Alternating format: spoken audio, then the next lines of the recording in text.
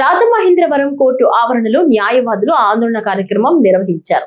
ఈ సందర్భంగా మాట్లాడుతూ న్యాయవాదులు తమ వృత్తిని నమ్ముకుని న్యాయం కోసం కట్టుబడి పనిచేస్తున్నామని తెలిపారు.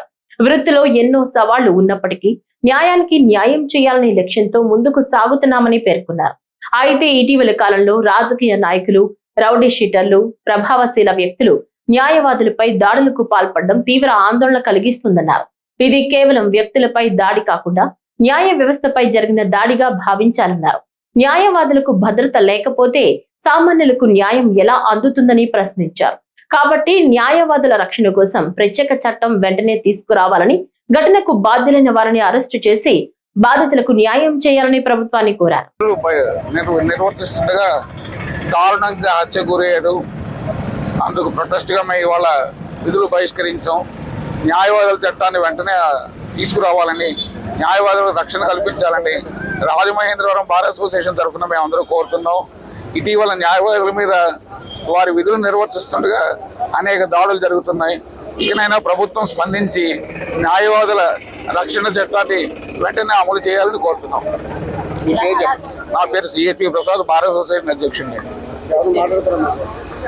ద్వేషం ఉండదు, ఎవరిపైనా కోపం ఉండదు.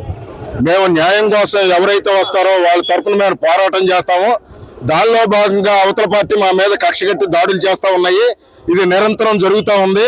ప్రభుత్వం మమ్మల్ని పట్టించుకోకపోతే మాకు రక్షణ అనేది ఉండదు. రేపు ఈ విధంగానే ఇలాగే జరుగుతూ ఉంటుంది. మేము న్యాయవాదులు అయి ఉండి కక్షిదారుల యొక్క కేసులు విజయవంతంగా ముగించడానికి తగిన విధంగా చర్యలు తీసుకుంటాం. దానివల్ల అవతల పార్టీకి కొద్దిగా కోపం అయితే ఉండొచ్చు, కానీ ఆ కోపాన్ని ఈ విధంగా మర్డర్ రూపంలో తీసుకోవడం అనేది చాలా బాధాకరం.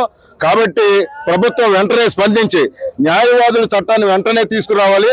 ఆల్రెడీ తెలంగాణలో న్యాయవాదుల చట్టం వచ్చినట్టుగా వార్తలు అందుతున్నాయి. మాకు కూడా అదేవిధంగా తెలుగు రాష్ట్రాలు అయినటువంటి మమ్మల్ని కూడా దీంట్లో చూసుకుని చంద్రబాబు నాయుడు గారు వెంటనే దీని మీద తగిన చర్యలు తీసుకుని మాకు న్యాయవాద రక్షణ చట్టం తీసుకుని రావాలి. ఆయనకి ఎప్పుడు ఈ చట్టం మాకు ఎప్పుడైతే తీసుకొస్తారో న్యాయవాదులందరూ ఆయనకు రుణపడి ఉంటారు. ఆల్రెడీ ఎల్ఐ అన్నారు ఆ మీద దాడి ప్రయత్నం ఉందని చెప్పి పోలీసులకి ఇన్ఫర్మేషన్ ఇచ్చా కూడా పోలీసులు ఎటువంటి రక్షణ చర్య అతని మీద తీసుకోకపోవడం కూడా ఆ యొక్క పోలీసుల మీద కూడా చర్య తీసుకోవాల్సిందిగా ఆ గవర్నమెంట్ కోరుకుంటున్నాను. అలాగే ఈసారి ఎప్పుడైనా సరే ఒక న్యాయవాది అంటూ తన రక్షణ కోసం ఒక పోలీసు వారి దగ్గరికి వెళ్తే వాళ్ళు వెంటనే వారిపై కఠిన చర్య తీసుకొని ఉంటే ఈ రోజు దారుణం జరగకపోతుందని చెప్పి నా అభిప్రాయం. కాబట్టి పోలీసులు వెంటనే స్పందించి దీని మీద కఠిన చర్యలు తీసుకొని దోషుల్ని శిక్షించాల్సిందిగా కోరుతున్నాం. అన్నది మన ధర్మం. అలాంటి ధర్మాన్ని రక్షించే వాళ్ళపైనే దాడి చేయడం అన్నది చాలా అమానుషం. ఇలాంటి దాడులు అన్నది మనం ఎప్పుడు ప్రోత్సహిస్తే రేపొద్దున ధర్మాన్ని రక్షించడానికి ప్రతి ఒక్క న్యాయవాదికి కూడా భయం అన్నది చేయకూడదు. సో గవర్నమెంట్ ప్రభుత్వం దీని మీద తక్షణంగా కఠిన చర్యలు తీసుకోవాలి అని నేను కోరుకుంటున్నానండి. ఇది ఒక న్యాయవాదికి జరిగిన దాడి కాదు, ప్రతి ఒక్క న్యాయవాదికి జరిగిందని అనుకుంటున్నాం. పురాణాల్లో ధర్మాన్ని రక్షించిన వాళ్ళకి ఇలా జరిగినప్పుడు మిగతా సగటు ప్రజల పరిస్థితి ఏంటో మనం తెలుసుకోవాలి. సో దీన్ని మేము న్యాయవాదులందరం కూడా ఖండిస్తున్నాం.